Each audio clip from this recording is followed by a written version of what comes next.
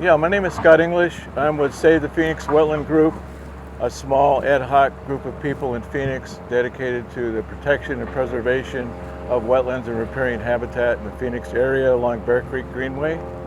We're out here today. We're starting on, this is the removal of the rock berm along Bear Creek and the reconnection of Blue Heron Creek.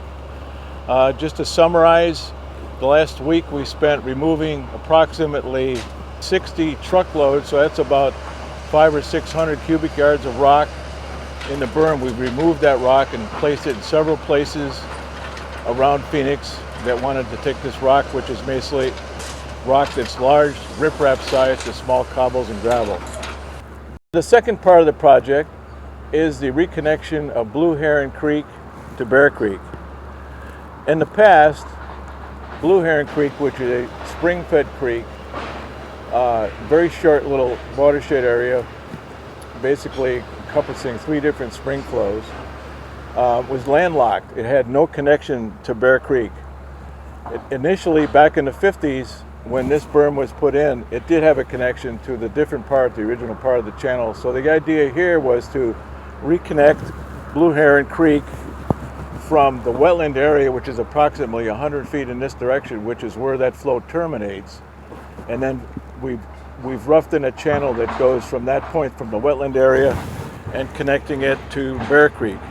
Now the reason we've got these big rocks in here is because we need to stabilize this during high flows. So this channel, when it's totally constructed, because this is just roughed in, when it's totally constructed, there'll be backwater up in here. This will be a series of mostly gravels in here, and then we'll have a design slope of about 1 or 2%. It'll take it about halfway. And then because the ground is fairly steep beyond that, there'll be a series of step pools to get it up the same elevation as the wetland. And the idea is to provide that cold water habitat direct flow into Bear Creek. The spring flow is, temperature-wise, is somewhere around maybe 10 to 12 degrees cooler than the temperature in Bear Creek.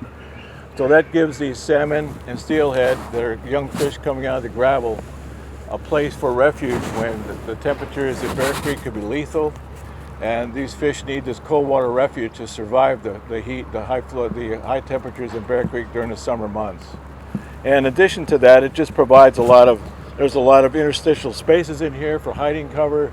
There'll be a lot of food sources in Blue Heron Creek when it's connected. And it's one of the most valuable things you can do for habitat restoration is to make this connection.